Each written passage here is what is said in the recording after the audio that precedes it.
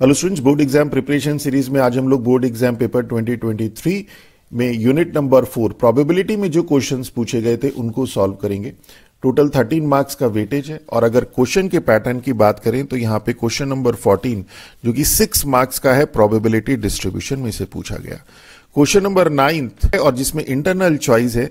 इसमें जो first part है ये बेस थ्योरम का है और अगर आप प्रीवियस 2-3 ईयर्स में देखेंगे तो पैटर्न यही हो रहा है कि बेस थ्योरम का 4 मार्क्स का और प्रोबेबिलिटी डिस्ट्रीब्यूशन का 6 मार्क्स का क्वेश्चन पूछा जा रहा है और इस बार भी सेम पैटर्न फॉलो होने के चांसेस हैं। ये हो सकता है कि यहां पर ये 6 मार्क्स का और ये 4 मार्क्स का हो जाए।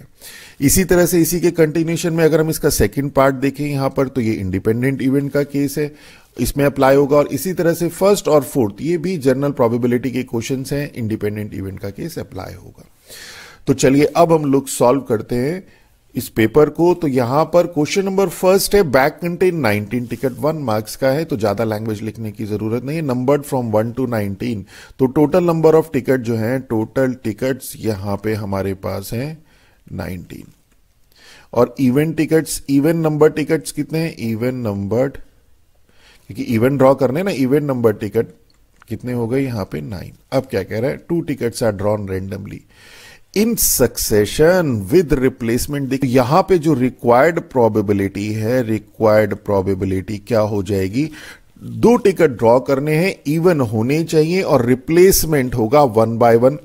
तो पहला टिकट हमें 9 में से, टोटल तो 19 है और 9 में से 1 लेना है। अब क्या हुआ, फर्स्ट टिकट हमने ड्रॉ किया, अब क्या हुआ, जो टिकट ड्रॉ किया था उसको हमने रिप्लेस कर दिया, मींस 19 के 19 ही रहे और आपके पास जो इवेंट टिकट थे वो 9 ही रहे, तो means 9/19, that is this is 9 square is 81 upon और 19 square is 371। This is our answer.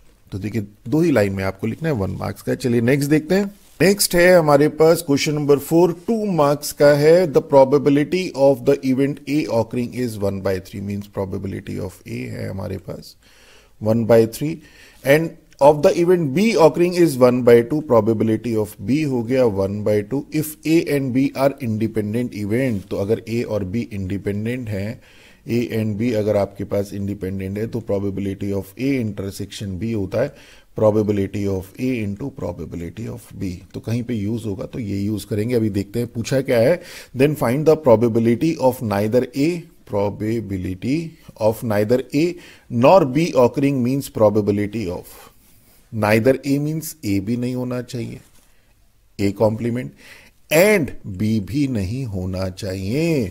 तो हमें निकालना है probability of A bar intersection B bar. और हमने आपको पहले भी बताया कि अगर ए और बी अगर आपके पास ये इंडिपेंडेंट है तो this implies A bar and B बार भी क्या होगा, इंडिपेंडेंट होगा। और अगर ये इंडिपेंडेंट होगा तो क्या होगा, probability of A bar intersection B bar is equal to probability of A bar into probability of B bar होगा। तो यहां से क्या आ जाएगा, this is probability of A bar. और अगर आपको ये चीज याद ना आए तो क्या करना है तो भी बताएंगे, तो ये हो जाएगा 1 माइनस प्रोबेबिलिटी ऑफ, डायरेक्ट ही कर देते, probability of A bar is, ये ए 1/3 है तो ये 2/3 लिख लीजिएगा और ये बी 1/2 तो बी बार भी 1/2, दैट इज दिस इज 1/3, ए आंसर आ गया। और अगर हमारे पास ये ध्यान ना आए कि ये इंडिपेंडेंट इवेंट के केस में ऐसे होता है तो क्या होगा, तो उस केस में वेन डायग्राम देख लीजिए। हालांकि हम ये सजेस्ट नहीं करेंगे, तो probability of A bar intersection B bar means ये वाला पार्ट, ये क्या हो जाएगा, this is 1 minus probability of A union B और 1 माइनस ए यूनियन बी क्या होगा, probability of A plus probability of B minus probability of A intersection B. और हमें पता है ए और बी इंडिपेंडेंट इवेंट है तो ये हो जाएगा probability of A plus probability of B minus probability of A into probability of B. और अब इसकी वैल्यू सब्सटीट्यूट कर दीजिए, 1 माइनस प्रोबेबिलिटी ऑफ ए है 1/3 और बी है 1/2 माइनस 1/3 इंटू 1/3 इंटू 1/2। इसको सॉल्व कर लीजिए एंड दिस इज 1 माइनस यहां 6 और ये हो गया आपके पास 2 + 3 - 1, that is 1 minus 5 minus 1, 4/6, that is 2/6, that is 1/3 answer. तो देखिए वही सेम तो थोड़ा सा ये लेंथी हो जाता है, यहीं पे आप अप्लाई करिए। चलिए नेक्स्ट देखते हैं, क्वेश्चन नंबर 9 है। अब ये बेस थ्योरम का है, और जैसे मैंने आपको बताया था टोटल ऑफ प्रोबेबिलिटी या बेस थ्योरम, कोई भी क्वेश्चन आता है तो सबसे पहले एक डायग्राम बना लीजिए। उसमें हो सकता है 2-3 मिनट आपके लग जाए एक्स्ट्रा, बट वो एक्स्ट्रा नहीं लगेंगे, वहीं से सारा डेटा फिर फाइनली आप कंक्लूड कर सकते हैं। क्वेश्चन में आपको कुछ और करने की जरूरत नहीं पड़ेगी। तो क्या कह रहे हैं, in a company 15% of the employ are graduate and 80% of the employ are non graduate. As per the annual report of the company 80% graduate employ and 10% non graduate employ are administrative. Means यहां पर graduate भी है, यहां पे non graduate भी है, इस graduate में से एडमिन में भी है, इस नॉन ग्रेजुएट में से भी एडमिन में है, इस ग्रेजुएट में से नॉन एडमिन में भी हो सकते हैं, पर इससे हम लोगों का कोई कंसर्न नहीं दिया है। नॉन ग्रेजुएट में से भी नॉन एडमिन हो सकते हैं, पर इसका कोई कंसर्न नहीं दिया। तो इट मींस कि ये कुछ इस तरह से दिखाई दे रहा है कि यहां पर आपके पास ये तो हो गए ग्रेजुएट और ये हो गए नॉन ग्रेजुएट। क्या कह रहा है, in a company 15% of the employ are graduate. तो यहां पर 15% means probability of G equal likely नहीं है ये दोनों इवेंट, जबकि बोर्ड एग्जाम पेपर 24 में और स्पेसिमेन में आई थिंक कुछ इक्वल लाइकली था वहां पे। तो इक्वल लाइकली होता तो 1/2 हो जाता। तो यहां पर तो दिया हुआ है इसने कि ग्रेजुएट होने की probability 15% of employ are graduate, means probability of graduate is 15/100, और प्रोबेबिलिटी ऑफ नॉन ग्रेजुएट ये NG कर देते हैं इसे, और ये है हमारे पास 85%, मींस इक्वल लाइकली तो नहीं है।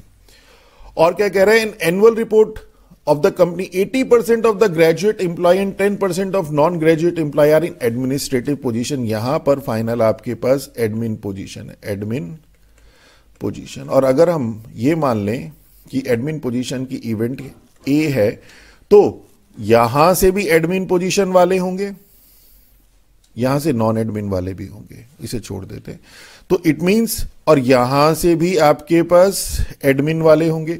तो यहां पर आपके पास एडमिन वाले when graduate employ has been selected, और इसी तरह से यहां पर आपके पास एडमिन जब आपको पता है कि एम्प्लॉय क्या है, नॉन ग्रेजुएट है, तो यही तो कंडीशनल प्रोबेबिलिटी होती है, यही तो आएगा। और अल्टीमेटली आपको यहां से एडमिन ही तो लेना है। यहां पर जो सेकंड रूट निकलेगा नॉन एडमिन वाला, यहां पे जो सेकंड रूट निकलेगा नॉन एडमिन वाला, उससे हमारा कंसर्न नहीं है, नॉन एडमिन का कोई केस ही नहीं दिया है। तो यहां पर आपके पास क्या कहता है, देखिए इसने क्वेश्चन में ही दिया है, कुछ निकालने की जरूरत नहीं है कि 80% of the graduate employ and 10% of non graduate employ are in admin position, यानी कि यहां पे 80% of graduate employ and 10% of non graduate employ are in administrative position. Administrative position में ग्रेजुएट एम्प्लॉय कितने, 80%, मींस 80/100। और एडमिन पोजीशन में non graduate employ कितने हैं, दिस इज 10%, मींस 10/100। तो बस हमारी सारी डिटेल ऑलमोस्ट निकल चुकी है। अब तो हमें क्वेश्चन सॉल्व करना है, अब कैलकुलेशन बची है। अब पहले फाइंड क्या करना है वो और निकाल देते हैं। Find the probability that a employ selected at random, हमारा एक प्रोबेबिलिटी निकालनी है कि एक एम्प्लॉय जो सेलेक्ट किया गया रैंडम में, from those working in the administrative position, कहां से, हमें एडमिनिस्ट्रेटिव पोजीशन में से हमें आदमी को सेलेक्ट करना है, मींस ये हमें पता है कि वो एडमिन पोजीशन में है। Will be a graduate, probability निकालनी है कि वो ग्रेजुएट होगा, means probability of G/A। Okay, और जैसे ही आपने देखा कि यहां पर A/G है, यहां पर G/A है, आपको समझ में आ गया कि बेस थ्योरम अप्लाई होगी यहां पर। तो अब इसकी लैंग्वेज लिख लीजिए, और क्वेश्चन तो ये ऑलमोस्ट सॉल्व हो चुका है। This is equal to Bayes theorem से ये हम लोगों को वी हैव टू फाइंड। तो from Bayes theorem probability of G/A is probability of G into probability of A/G upon probability, देखिए this जो डिनोमिनेटर में आता है this into this plus this into this, तो ये probability of A निकलती है। टोटल ऑफ probability यहीं पे खत्म हो जाता है क्वेश्चन। तो probability of G into probability of A/G plus probability of NG into probability of A/NG। Okay, ये आपका प्रोबेबिलिटी ऑफ ए देता है। अगर वो क्वेश्चन में पूछता कि find the probability employ selected is from administrative position, तो वो एडमिनिस्ट्रेटिव पोजीशन वाला एम्प्लॉय यहां से भी हो सकता है, इस रूट को भी हो सकता है, इस रूट को भी हो सकता है। तो वो प्रोबेबिलिटी ऑफ ए जो निकलेगी वो ये निकल के आएगी। तो यही टोटल ऑफ प्रोबेबिलिटी थी, और बेस थ्योरम उसका एक्सटेंशन थी। ओके, तो बेस थ्योरम में total law of probability automatically cover हो जाता है। तो बस अब हम लोग यहां पर क्या हो जाएगा, तो अब अगर आप इसमें लैंग्वेज लिखना चाहें तो लिख लीजिएगा, यहां पर आ जाएगा आपके पास कि जी जो है इवेंट जी है, employ is graduate, N G employ is non graduate, और जो आपके पास ए है ये है employ is in admin position. तो गिवन क्या क्या है, प्रोबेबिलिटी ऑफ जी हमारे पास 15/100 है, probability of N G non graduate 85/100 है, और प्रोबेबिलिटी ऑफ ए बार जी आपके पास, देखिए ये सब हम लोग जो हमने डायग्राम बनाया वहीं से देख के लिख रहे हैं, और ए बार एन जी ये हमारे पास 10/100 है। तो रिक्वायर्ड प्रोबेबिलिटी क्या हो जाएगी, रिक्वायर्ड प्रोबेबिलिटी जो ये आपके पास यहां से, this is equal to probability of G into A G, this into this means 15/100 into 80/100 upon 15/100 into 80/100 plus N G into A bar N G 85/100 into 10/100। तो ये आ जाएगा, ये सब तो कैंसिल हो जाएंगे, और यहां से 5 3 और ये एक एक जीरो भी कैंसिल हो जाएगा न्यूमरेटर से, और 3 ये और 3 ये, 5 3 15 एंड 5 5 7। तो थोड़ा सा देखिए कैलकुलेशन कर लीजिएगा, आपको प्रैक्टिस होनी चाहिए। 24 अपॉन, और यहां पे हो जाएगा 8 3 24 प्लस मीन्स 24/1 एंड 4 41। तो 24/41 इज अवर आंसर। ओके, तो देखिए आप जितनी प्रैक्टिस करेंगे उतना ही ज्यादा आपका टाइम सेव होगा। जैसे इस कैलकुलेशन में एक तरीका ये था कि हम पूरी कैलकुलेशन करते फिर इसको जो है कैंसिल आउट करते, या हमने डायरेक्ट कर दिया। ये सारी चीजें देखिए सिखा तो नहीं पाएंगे आपको, ये प्रैक्टिस से आपको अपने आप आ जाएंगी। ये सब आपको आता है, सिर्फ प्रैक्टिस की जरूरत है। तो चलिए नेक्स्ट देखते हैं। तो इसी का सेकंड पार्ट है, problem in mathematics is given to the 3 student ABC, their chance of solving the problem are 1/2 1/3 1/4 respectively, means A solve करेगा probability है 1/2, B solve करेगा probability है 1/3 और C solve करेगा probability है 1/4 respectively. Find the probability that A exactly 2 student will solve the problem. देखिए अगर A solve करेगा तो क्या B पे कोई फर्क पड़ेगा, उसके चांस पे सॉल्व होने या ना होने की कोई फर्क नहीं पड़ेगा। इसी तरह से बी सॉल्व करेगा तो सी पे फर्क पड़ेगा, नहीं पड़ेगा। बीसी सॉल्व कर देंगे तो क्या ए पे कोई फर्क पड़ेगा कि भाई तुम सॉल्व करो या नहीं करो, कोई फर्क नहीं पड़ेगा। मींस ये इवेंट जो है A B C independent event है। हेयर ए बी सी जो इवेंट है ये इंडिपेंडेंट है। ओके, और इंडिपेंडेंट इवेंट के केस में हमें पता है कि A intersection B intersection C, ये probability of A into probability of B into probability of C होता है। और अगर ए बी सी इंडिपेंडेंट है तो ए बार बी बार सी बार ये भी इंडिपेंडेंट होंगे, और उस केस में probability of A bar intersection B bar intersection C bar, ये probability of A bar probability of B bar probability of C bar होगा। और अगर ए बी सी इंडिपेंडेंट है तो ए बार बी सी ये भी इंडिपेंडेंट होंगे। तो means A bar intersection B intersection C is equal to probability of A bar into probability of B into probability of C. तो ये सारे कॉन्सेप्ट देखिए, हालांकि अगर आप इन क्वेश्चंस की प्रैक्टिस करेंगे तभी क्लियर हो जाएंगे बोर्ड एग्जाम्स पेपर की। तो यहां पर क्या है, exactly 2 student will solve the problem. तो रिक्वायर्ड प्रोबेबिलिटी क्या होगी, रिक्वायर्ड प्रोबेबिलिटी 2 को सॉल्व करना है, मींस ए सॉल्व कर दे एंड बी भी सॉल्व कर दे, पर सी को फिर नहीं सॉल्व करना है, मींस सी बार, या फिर और के केस में प्लस ए सॉल्व कर दे बी सॉल्व ना करे और सी सॉल्व कर दे। इसी तरह से प्रोबेबिलिटी ऑफ ए सॉल्व ना करे बी सॉल्व कर दे और सी सॉल्व कर दे।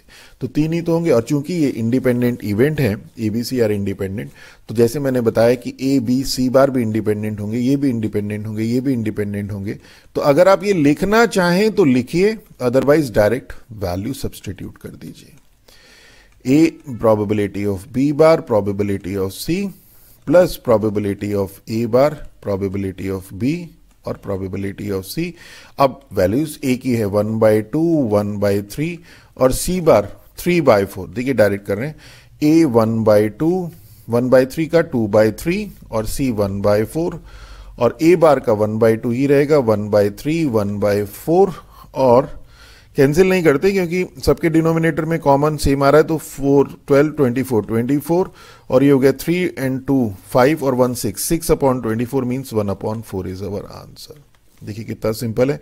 और इसी तरह से सेकंड क्या कहता है, be required probability.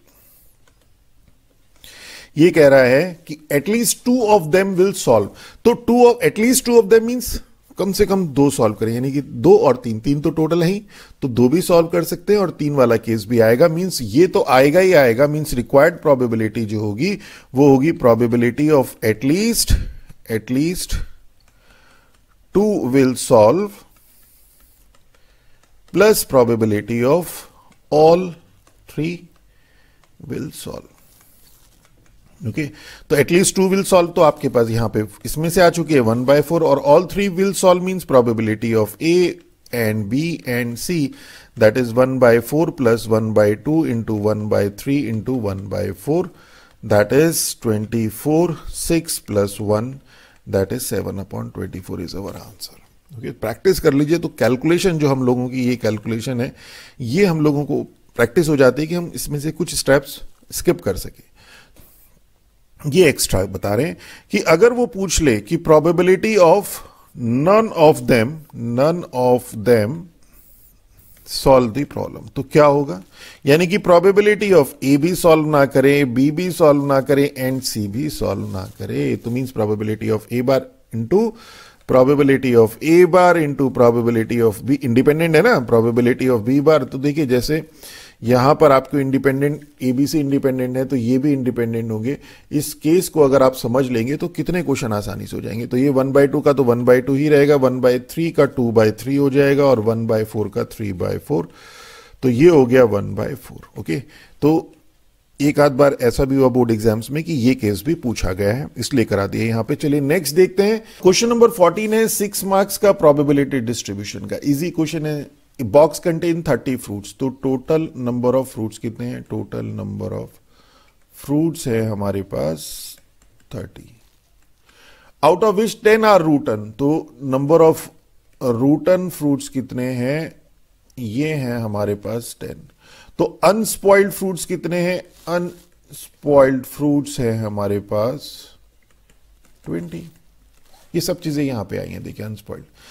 2 fruits are selected at random 1 by 1 without replacement. तो ये ध्यान रखिएगा कि जब हमारे पास बहुत सारे कोई आइटम्स हो और उसमें से 1 by 1 सपोज 2 को करना है, 1 by 1 2 को करना है, तो 1 by 1 पहले इसको फिर इसको अगर सेलेक्ट करना है तो ये सेम इवेंट आएगी कि अगर आप दोनों को एक साथ कर ले।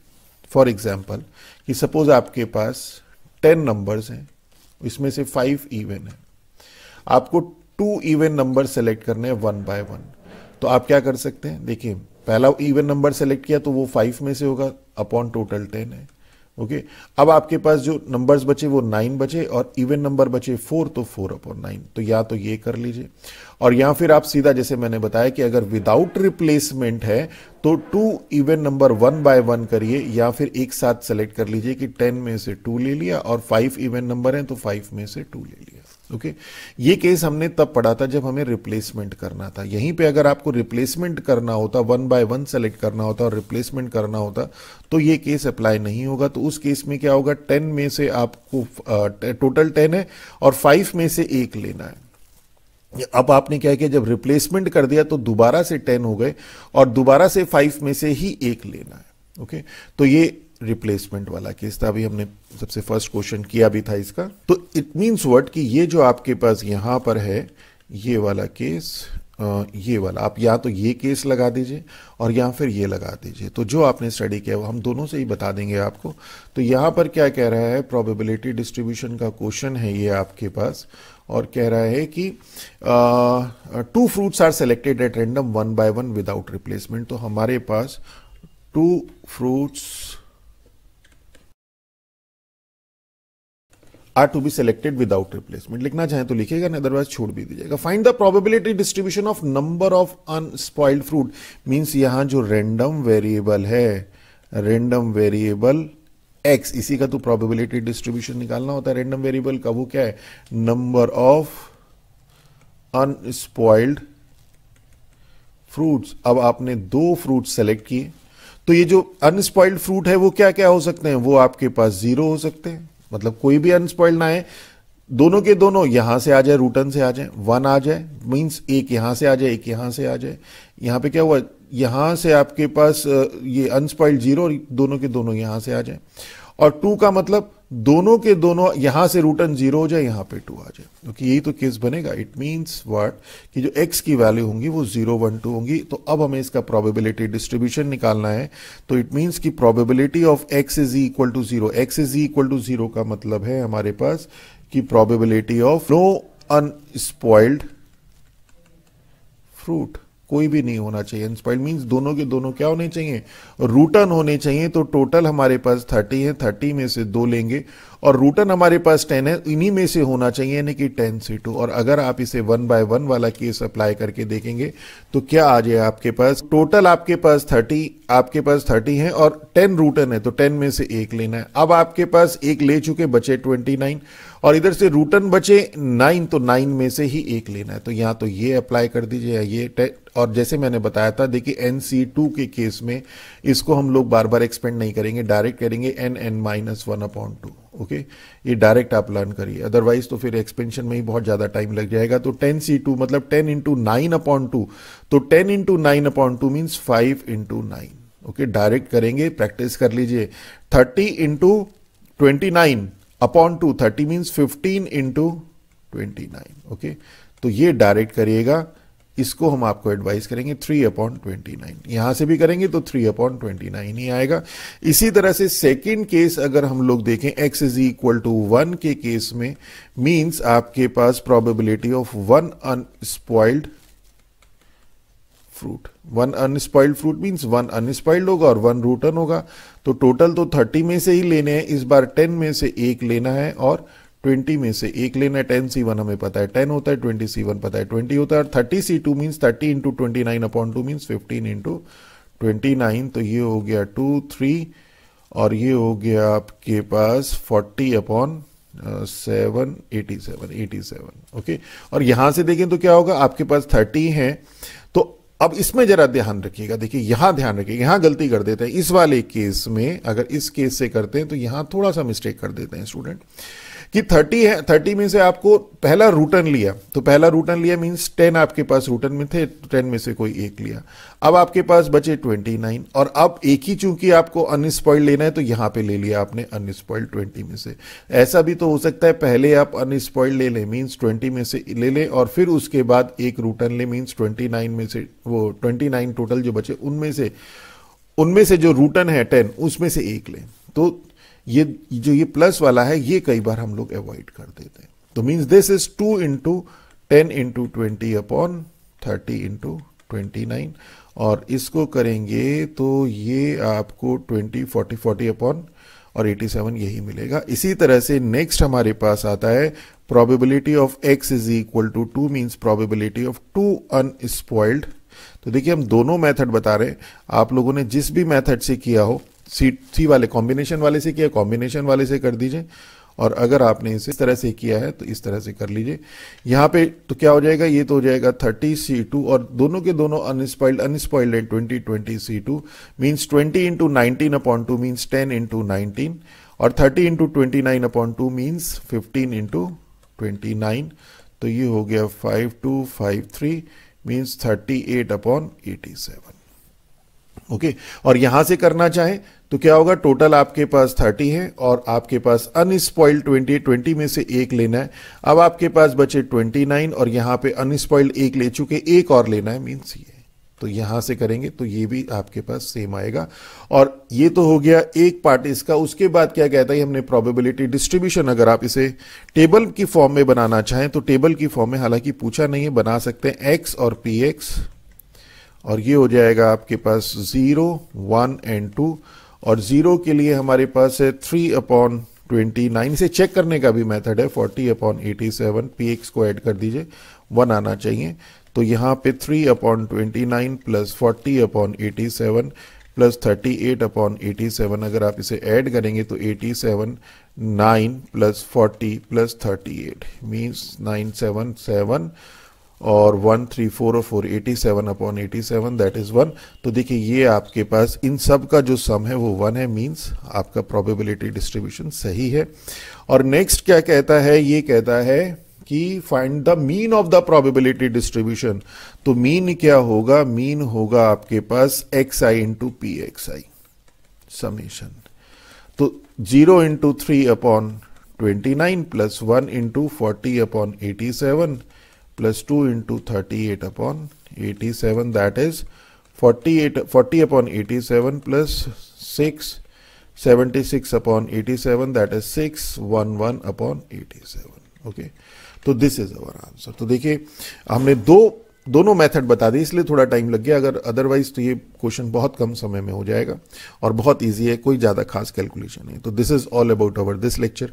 अगर हमारा लेक्चर अच्छा लगे तो हमारे चैनल को सब्सक्राइब कीजिए, अपने फ्रेंड्स के साथ शेयर कीजिए, और नेक्स्ट लेक्चर में इसी तरह से आपके जो बोर्ड एग्जाम प्रिपरेशन सीरीज के लिए जो इंपॉर्टेंट कॉन्सेप्ट्स हैं, इंपॉर्टेंट क्वेश्चंस हैं, वो हम आपको सॉल्व करवाएंगे। With that all, thank you.